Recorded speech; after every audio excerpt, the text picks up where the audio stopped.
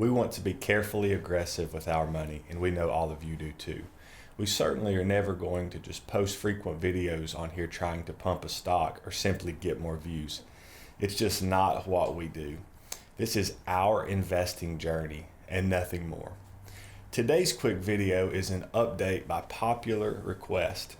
The stocks that we own are always under our own scrutiny to make sure that the story is still intact, the foundation isn't cracking, and future growth is likely.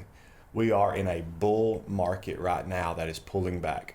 Sometimes we get used to seeing stocks rise nearly every day and forget that they also pull back. Remember this, it's healthy for a stock to pull back. Take a breather and consolidate for a minute. Pullbacks can also be buying opportunities as well. That's exactly what happened this week with Palantir. This is the MoonShot Money channel. I'm Chase Vickers. Are you ready? Let's go. Woo!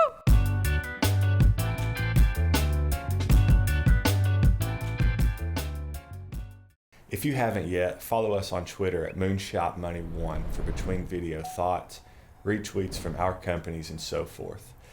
On February 16th, 2021, according to ARK Invest Trading Desk Daily Email, ARK W purchased, are you ready?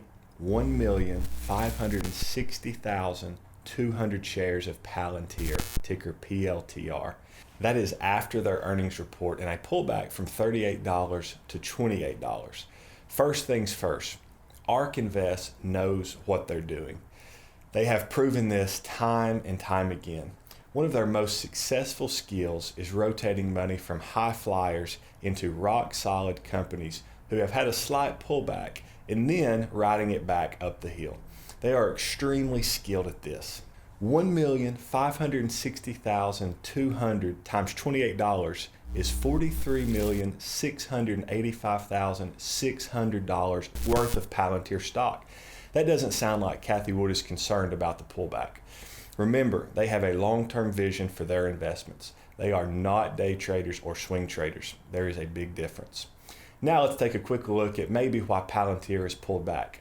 Palantir reported fourth quarter 2020 earnings that actually beat analyst expectation, but it said it lost 8 cents per share. There's a pullback reason. Everything else looked very good. Here are some actual numbers. $322 million in revenue versus $300.7 million expected. Revenue per customer was up 41% from 2019.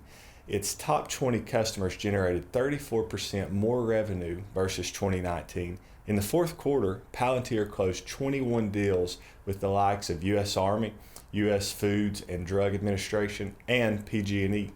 Palantir expects $4 billion with a B in revenue in 2025. In 2021, they anticipate revenue growth of 30%. Growth is no problem. In a video, CEO Alex Karp emphasized their long-term prospects. This goes back to our comment about ARK's investing model.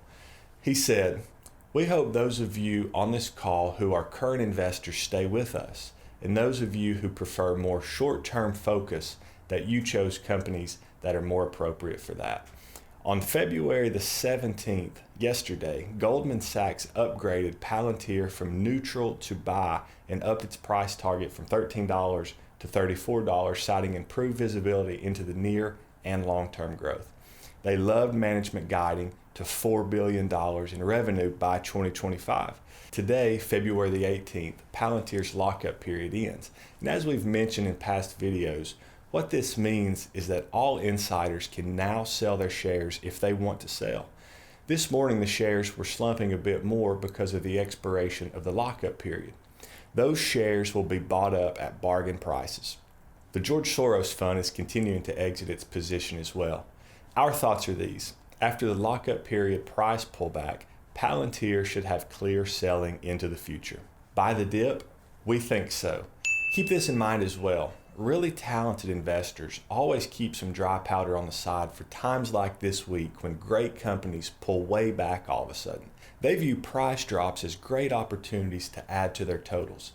So if you're wondering what to do because you're underwater or you see your profits dwindling away, All we can tell you is what we're doing, and we can report to you what ARK Invest is doing as well. We are holding and adding a little. ARK Invest is adding a lot. A lot. We are not financial advisors, and this is not financial or tax advice. One more thing.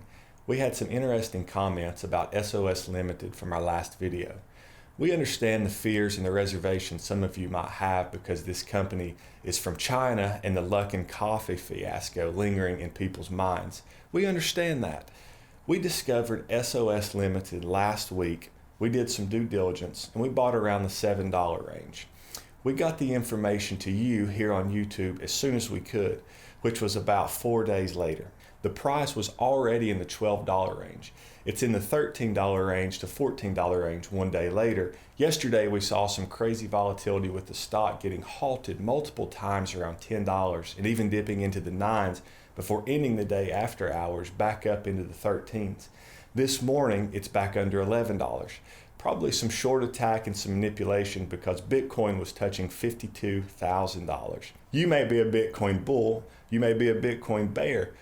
We are on the bull case side since about the $10,000 range, and now it's over $50,000. Absolutely crazy. If you do some due diligence, we think you'll also see that this is a very real asset that's going to keep rising in value over time.